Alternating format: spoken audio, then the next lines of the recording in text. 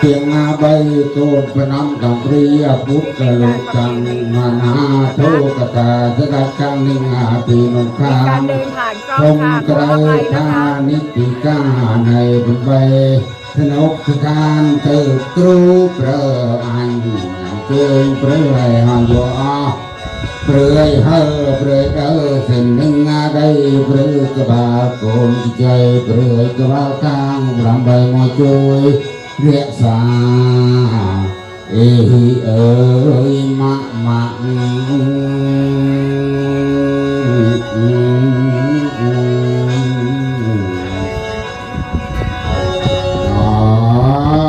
นากรุณา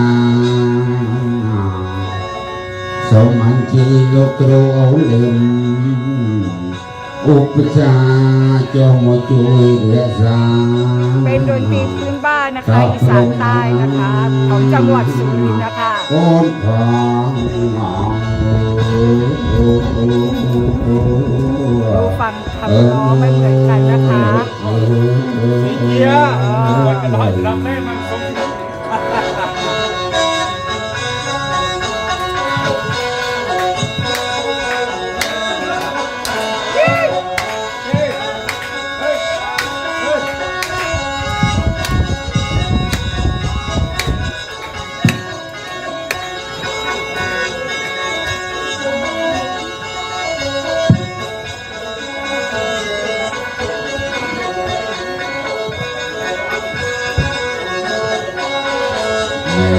จะเอ่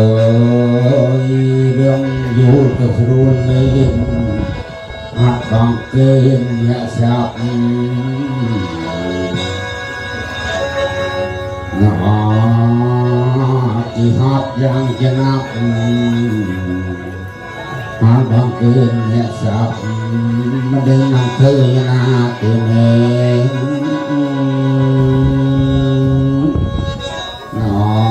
เจ้าครบเนี่ยเราเจ้าเราเนี่ยเด้อเจ้าจะแน่คนเดียวจง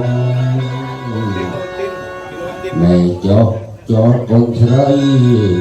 คนกรองจบจนตัวสองไม่คนหน้า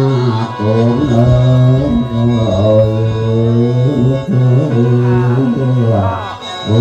เอามาชมไปคลิปสั้นๆนะคะก็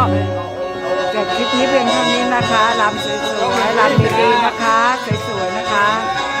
ค่ะสวยๆค่ะเห็นไหมคะรำสวยนะคะ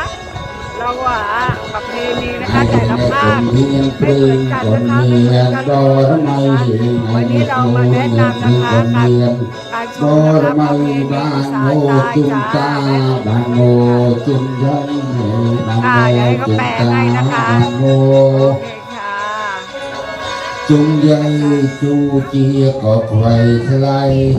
เนียงงาร้องลือเมียนกับเรามันเมียนใส่แต่เอง